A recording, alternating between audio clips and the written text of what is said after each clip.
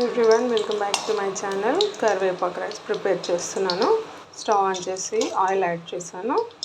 దీనిలో తాలింపు గింజలు, కొంచెం ఎండుమిర్చి, క్యాషు, పలుకులు, జీలకర్ర యాడ్ చేసుకోవాలి. గ్రీన్ చిల్లీ కూడా మధ్యకి కట్ చేసి ఒక 3 యాడ్ చేసుకోవాలి. ఇంక ఇదే కారం అన్నమాట. కరివేపాకు కడిగి యాడ్ చేశాను. మొత్తం పేస్ట్ చేసింది.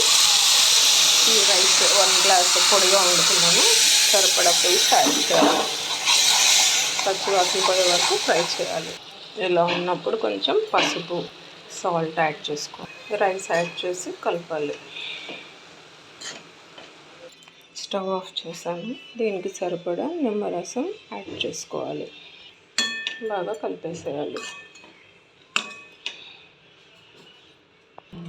కొత్తిమీరతో గార్నిష్ చేయాలి. కరివేపాకు రైస్ రెడీ.